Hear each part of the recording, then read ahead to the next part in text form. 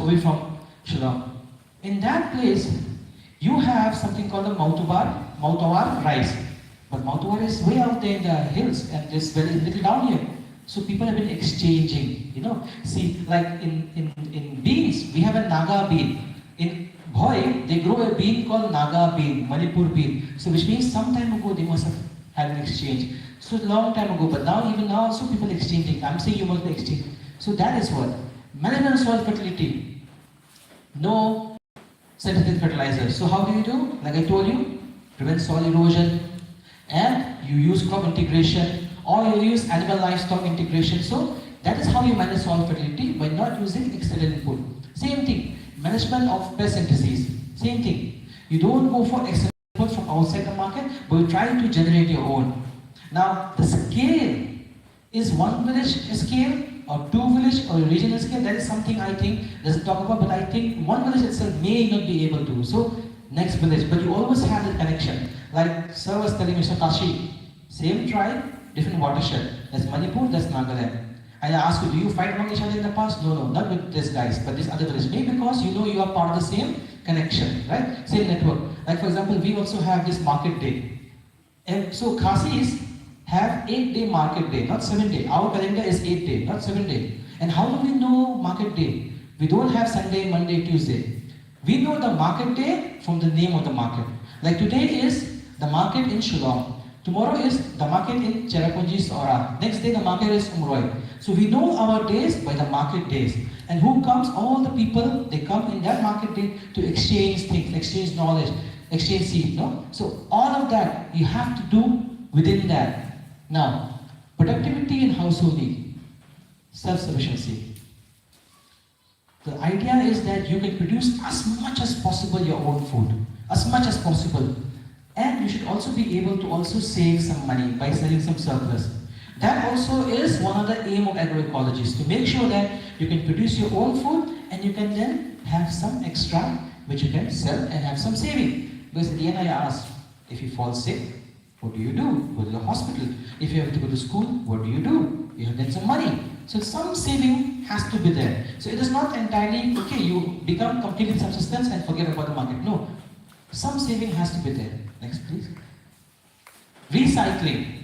It comes from before, okay? Recycling of biomass and nutrients. Nothing goes to waste. Your pig, let's say, is shitting, use that shit. Your plant, now you have cut the crops, they're harvested, there's still biomass lying, use that biomass.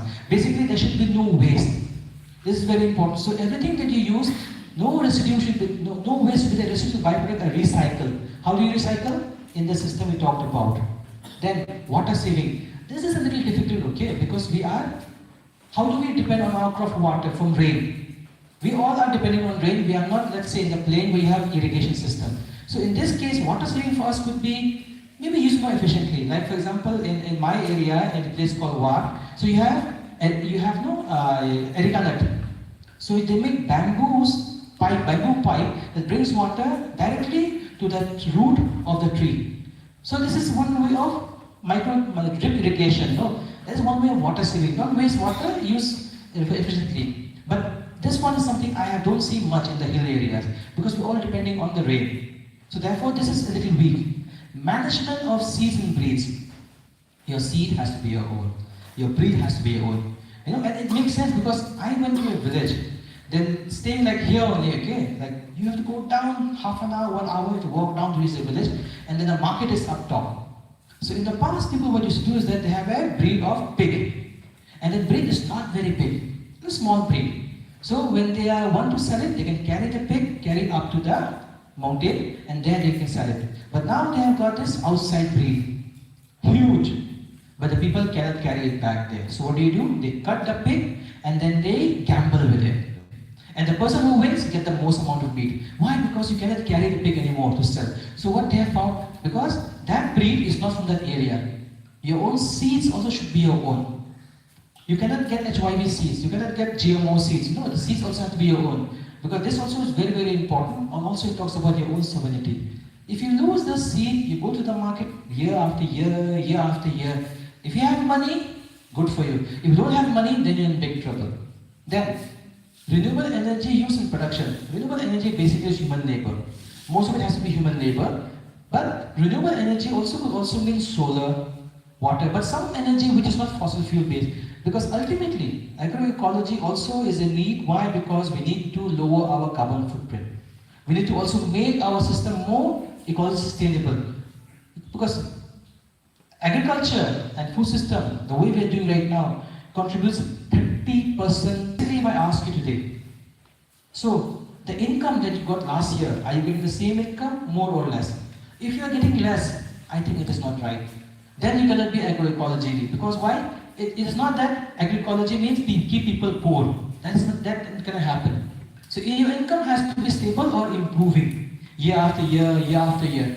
What is production? Let's say today I'm getting 1 quintal of wheat, or let's say of rice, from this 1 acre of plot. Next year I'm getting half quintal. So something is going wrong. Maybe because I'm not looking after my soil properly. Maybe I'm using maybe there's some with the pest issues, so I'm not really confirming it. So therefore the income and production cannot go down. They need to be stable or keep on improving. Because if it goes down, means you're becoming poor. If you become poor, what's the point of doing agroecology? You have to keep improving. Then mechanism to reduce vulnerability. Difficulties will always be there. Like COVID-19 happened. COVID-19 happened, people were in great difficulty. So what happens those kind of situations? How is the community supportive? Now I'll give you a good example. Like you have the PTA system, no ration. Every household has a ration card. Now what happens every year? Also, some people get married. They start a new house. What do you do then? You have to somehow get a ration card. So what the community does again in some areas, they get all the rice in the PTS. And even people who don't have ration, the ration card to a new household, they divide all the rice in such a way that everyone gets it. The community is making sure that no one is going hungry. They are look after each other. In your community, do you do that? If there is a people who have fallen in difficulty, to support them, that's very important. Access to credit and insurance. Because in the end now, let's say you also need money in insurance. Is the credit and insurance also for you? That also is very important. So in a way, because if you don't have these things, means you are in a weak position.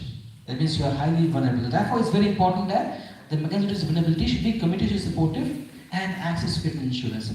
Then indebtedness. This is very, very crucial. Are you in debt? And this has started now. Especially in Meghalaya, I came to learn. Making SLGs is the way how you make people in debt. Now there's an SLG, government of Meghalaya has an SLG, so what do? Now the group is there, you have to take loan. Otherwise the SLG will not work. So you make to take loan. Now, if you look in terms of few years ago, like 10, 15 years ago, I remember, we used to read about Northeast. Financial inclusion is very, very weak in Northeast. Which just means what? People don't, the connection, the link with people in the bank is not there. You can say, oh, it's really bad. No, people should go to the bank, should take loan, do all those things.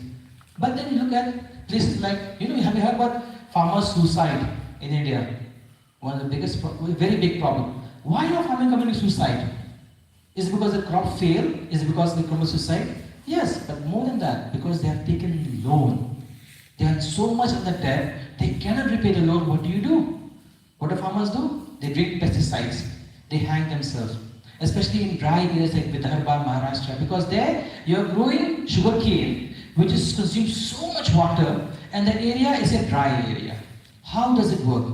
Because why you want to access the market and you take loan and loan and loan and I'm lucky till now we have no case of farmers committing suicide because of debt. But what happens in the future? The way how we are made to like EMI now. EMI when you buy a scooter you can buy EMI, but as I said debt, you pay interest. So if agroecology, if going organic is making you under debt, there's something wrong. So debt is also a big issue. Then diversity of activities, present service. This is from the first one. So till now, this resilience, this is something you have to think. Is your community out here in parent district, do they have these things? Is the income and production stable or increasing? Is your community supportive of you or not? Do you have access to credit? Or are you starting to go into debt? If you're having this thing, it's a big danger, which means you're going away from agroecology. Next, please. Culture and food tradition. Because see, the food we eat It's not we want to fill our stomach. No.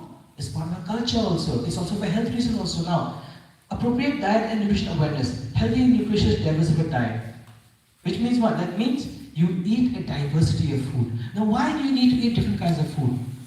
Because you eat only rice. You get only one carbohydrate. Gives your body energy. You eat lots of rice, you will go and do much work.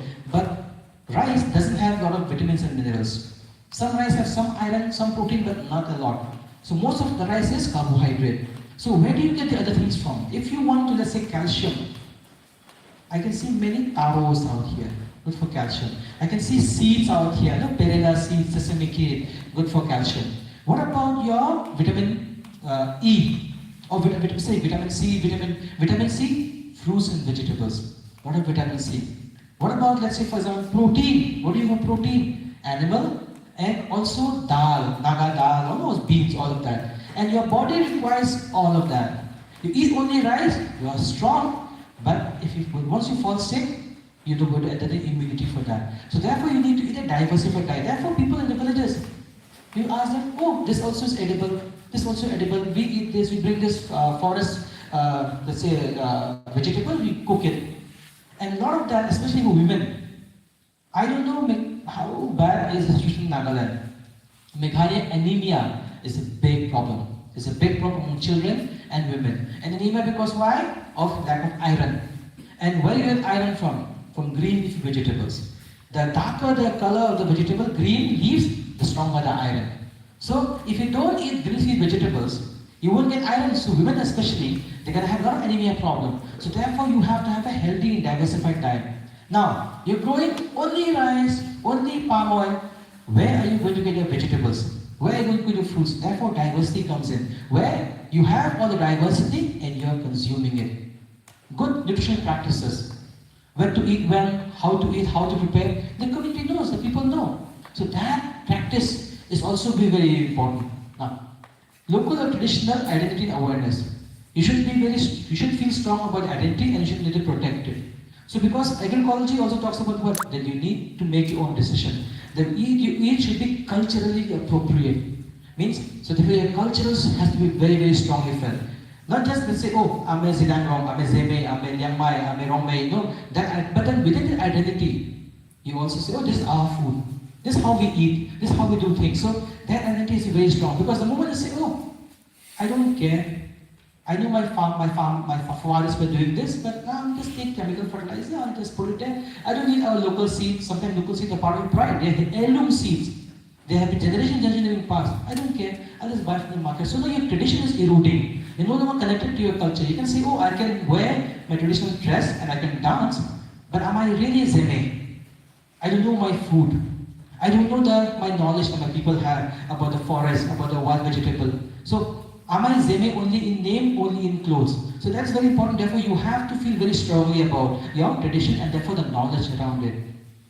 And same thing, use of local breeds, varieties, and traditional knowledge of food preparation. Now, in that way, because every community, like I think Angshan was telling me, when you go to Dhubri, people out there, they know, make everything from dhania.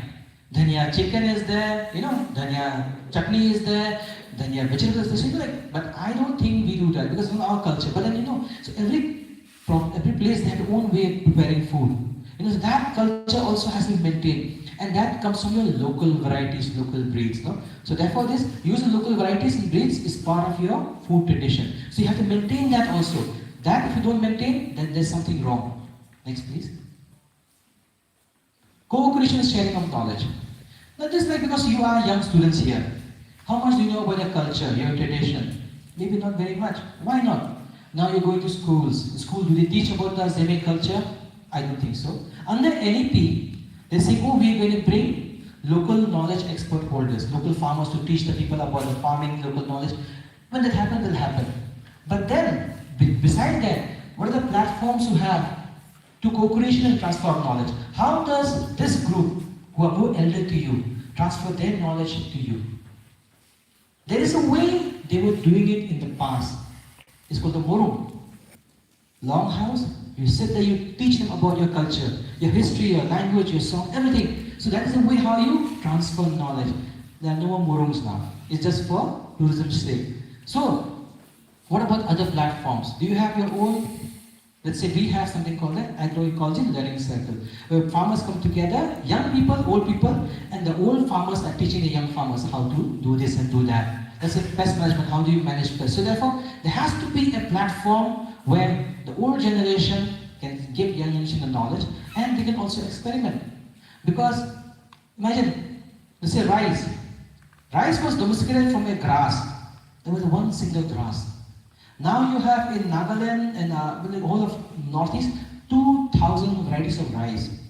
How did it happen? People were experimenting all the time. You know, the farmers were experimenting all the time. So therefore you have to have that co-creation as well.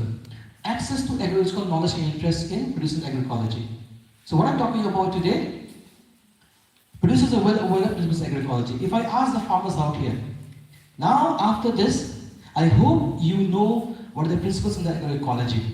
If you're doing under what principle it comes. So if you're aware of that, that also is one criteria. If you're not aware of it, but you're still doing it, it's fine. But if you know, then the love for it, no, the passion becomes stronger. Then, participation of the producers in network and trust organizations. Producers are highly interconnected, supportive, and high engagement. Like for example, let's take this, the group that called the program here today. You know, they brought community members, women, men together. You're coming together, participating together in order so that, you know, like you can adopt these practices to make it more stronger. So that also, participation is very important. Now in some places, when you call program, only men come. In some places, only women come. If this is very interesting, I don't know why, okay? When you come to Khasi side, when you call a program, only women are there. You go to Garo side, only men are there. I don't know how it happens here, okay, in Nagaland. So, but then you have to bring those together and they have to interact with each other. So that is, participation is very important in all kinds of networks and grassroots organizations. In the past, in the Morum, everyone have to go there. But now, this is not the case, so you have to find new ways. Human social values. This is also women empowerment is a very, very important agroecology. So if you're doing agroecology and women are sidelined, it is not agroecology. Women have a very important part of the decision-making process. Because very sure, because they are the knowledge keepers, knowledge holders of all the seeds, all the food. So their participation is very, very important. Decision making. In fact, under women empowerment, okay, there is an index. There's another methodology separately, which has questions to ask, how do I assess whether women are empowered or not? I will not go into that very detailed. So, but then women empowerment is a very important part of agroecology. Labor. So what does labor in here in this case? Mostly family labor. But even if you have people working in your field, you must have a connection to them. Like for example, it happens, okay, here also I'm sure it happens. You go and help in other people's field, they come and help in your field. And you are you have a connection, you know each other. Like many people in Punjab, Haryana now, the Punjabis, Haryanvi are not farming anymore. They are abroad. Who are farming? Bihari, Bengali, Odia people. They are the labor who do all the work. In America, America is very strong in agriculture. They sell a lot of things, they export a lot of things outside, okay? But who are the farmers out there?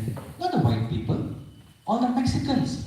So they were when Trump had this no anti-immigration policy, many farmers in the Southern Belt, they were really worried. Oh, now if they come and chase away these migrants, I know they're illegal. And that's why I'm paying them instead of $10, $5. They're working half the rate, they don't complain, and they're able to generate profit for me. If they are gone, who will come? Who will help? You know, but in that case, because there is no connection between the producer, the farmer, and the people who are helping him. In this case, no, there has to be a connection.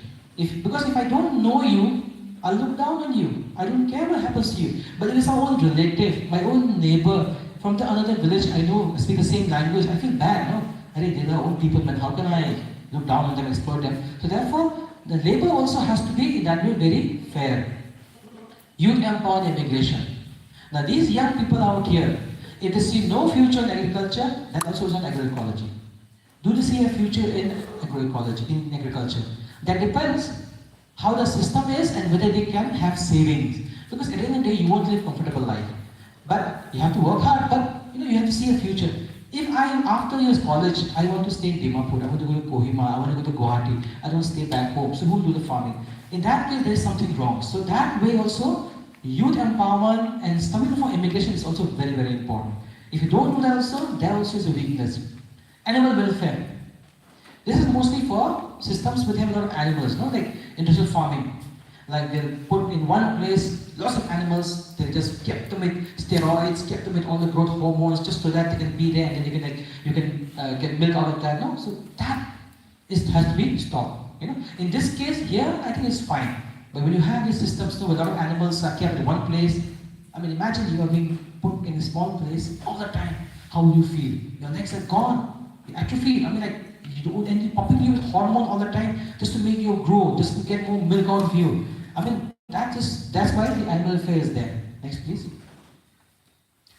Circular and solidarity economy. This is very important also because now, if you think of, people are not talking about circular economy. Products and services marketed locally. Like I heard from Sir that when you go to Dimapur, they say parent vegetables are here. Everybody trusts them. Because why? They know it's organic. So then I think in many places, okay, people know, okay, this village has come. We trust them. We don't have to negotiate also. We get good price and they also will give good product. But then how big the local should be? Should it be district wise? Should it be, let's say, a cluster wise, a block wise? But whatever, as much as possible, make sure that it is as small as possible. Now you might think, what is the big deal with that? Yesterday we saw coming this side, a lot of trucks carrying many things. Now you say, okay, fine, it's okay. We are coming getting from there, what's the problem? But we talk about climate change. One of the biggest contributors to climate change is transport, the transport industry. The vehicles and all that. That is one of the biggest contributors to climate change. So when you always depend on outside, you have to need all those things to be brought here. So therefore then, that's where the carbon footprint becomes very, very high. So you may not be directly have a lot of carbon footprint, but when you take something from outside, a lot of it, and they have to come to sell to you, bring to you, imagine the carbon footprint is very, very high. So therefore, as much as local is possible. So like in our case, our traditional market, 8-day market. But in your case, I'm sure you also have something like that. Because see, it's not that before, let's say, independence, before British came, Nagas, not like they were like starving and dying, no. There were famines, there were difficulties, but somehow there was a way how you manage it. Then, network of producers, relationship with consumers and present intermediaries. Now, that's where the conservation community conserved agriculture is very important. Now, you need to have the network between the farmers and the consumers. Like I said, if the school, let's say, you have government offices, they have tea shop out there, they have food shop out there, they have canteen out there, the police also needs some food. What if the canteen, the police in this area, the DC office, oh, we're going to buy vegetable from the local farmers only the farmer, and we're going to build a program only from the local farmers. So you build that connection. And many places in Bangalore especially, what do? I give you a contract, you know what, 10,000 rupees, and I need this much of vegetable, you bring it from the field. So you bring it to me directly. I don't have to go to the market, or sometimes I will go and pick up myself. There's a direct connect between the producer and the grower. So we need that kind of connect. And here, I'm selling to you. If I sell bad to you next time, I'll not buy from you. I said, you're selling bad things to me. We are friends, yeah. We are staying in the same area, you're selling me bad things. And less chance of doing that because if you know each other. But if you don't know each other, like I'm here in India, producing food for somewhere in Pakistan or Bangladesh or let's say Malaysia, I don't care what happens out there. I don't know the people out there. I can put all kinds of chemicals, everything, I don't care. So therefore that connection is very strong. So and women participation again very, very important. Local food system. As much as possible, maybe not completely. You have to be self-sufficient agriculture and food production. And whatever you cannot exchange has to be high level exchange. Now you say, is it possible? That's what we have to figure out, okay? But the seed exchange, this is one way. You're exchanging seed among yourself like farmers, okay? Like I think a few years ago, okay, rain failed in Meghalaya. Farmers, big problem in some areas. They had lost their seed, in fact, because why? That year the crop harvest totally destroyed. What did they do? They went to the next village. You give me your seed because I have lost, I'll give you my seed. They were exchanging among themselves. So somehow they were able to bring back some of those things. Like There was one village in Meghalaya who had lost their millet completely. They came to Nagaland through the program that was organized to get some millet seeds to take it back. So in a way, the system should be such as possible, and whatever you can't exchange. Now, next one, please. Responsible governance. Very, very important, this one. I think this is the last principle. Producers empowerment. You're right as a producer. In some countries, you cannot sell your seeds in the market if it is not registered, if it is not tested. You have to go through all the process. What happens to small farmers who want to sell their seed? They can't. But this is right as a producer. What do? You have to have the right to be respected as a, no, it's my own seed, I want to sell it, I want to do whatever I want with it. So that farmers, is called farmers' rights. In the Indian system, there is some farmers' right. But we had a program not a long time ago on it's called the International Treaty on Plant and Genetic and Farming Resources, where we realized actually it was very dangerous because we have a list of many crops which are part of the treaty internationally. So let's say USA can come and take those plant species for study and research. But if they make money out of it, there is no way of knowing. So basically, you're giving your own resource, all knowledge for free. So people are saying, no, there has to be compensation. What about farmers who took so many generations to create all these species, varieties? What is compensation for them? No, biopiracy, you've heard about it, right? You are preserving the forest, the medicinal plants. Some company comes and take what happens to you. In the same way, farmers also have genetic resources. They have so much genetic resources here. And the people from pharmaceutical industry, the same they want all of that. But your right has to be protected. Producers Organizations Association. Same thing, you need to have organizations, association to represent the farmers and to protect their interests. Hopefully, more than one. Because then if one is too much monopoly, and also access to men and women. Both men and women have to get equal access. And this is something, I'm sure you are doing it. Participation of producers in governance of land and natural resources. Like this area, like parent town, parent village, okay, maybe not town so much, but maybe village. Like, I don't know, in our place, okay, especially when there are a lot of common lands, like lands in the community. The whole community convenes a meeting once in a year and discuss what to do. So we want to do June, we'll do this year, yeah. Like, okay, so how do we divide a plot? We divide equally and then we have a lottery system. And how do we use the forest? Oh, this forest we use like this. What do we do with the water body? We need to protect the water body. So I know, how do you use the local landscape? Everyone in the community have to take part in the discussion. It cannot be only men. It cannot be only few people who will decide for everyone. No, there has to be democracy. You have to be part of the decision. Men, women, everyone living in the community has to be part of how do I want to use this resource? Because every one of them have an equal stake in it. So if you look at all these 10 principles, I can see first 2, 3, you are very strong. I don't know about the rest. So therefore, this is your job now to assess. Is my governance strong? Go back. Am I following a circular and solidarity economy? Is my resilience strong? Is my co-creation knowledge strong? Is my tradition strong? Where am I weak? And then if you are weak, no, okay, how do I strengthen it? Like I talk about co-creation of knowledge, transfer of knowledge. I feel the Murung is a very good idea. But the Murung now is thought of as a tourist attraction. People are no longer going there. But that is one way of how you bring your young people and teach them about the old ways. Teach about how you farm, teach about the seed, teach about your knowledge. Like, oh, this is like that, this is like that. So that is one way. Now, in schools, the new NEP is talking about that. Teach your own language, use local knowledge, but how much it will be? Like, do you have the books for that? Do the Zeme people have books in their own language about the traditional knowledge they have? If they don't have, what are they going to teach out there? How many knowledge holders are there? So I think maybe this is one part, okay, youth. Are they really interested to stay back? Now this is up to the community. But if you are going to work in all those principles, then you are strong in agroecology. But if you are not, then you know where you're going to be. And therefore this is like, next please. Yeah, next.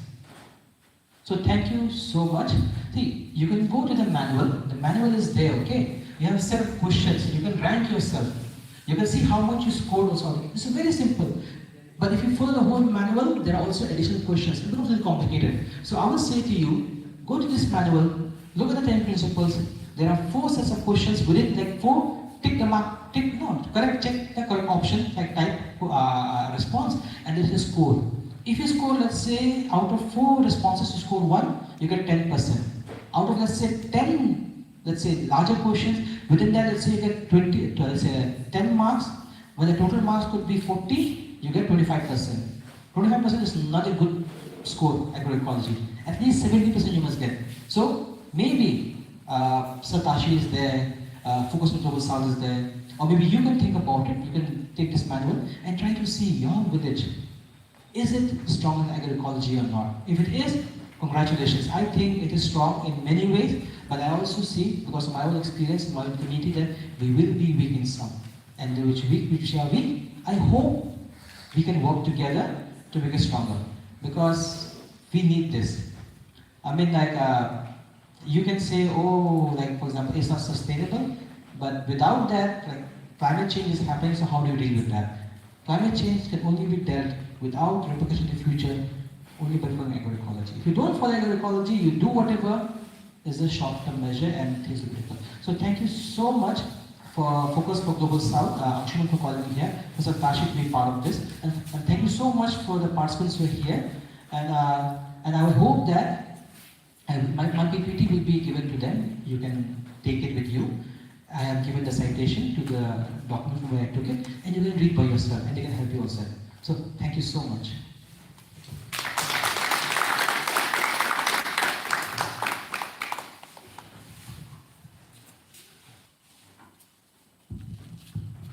Well, have you tried it?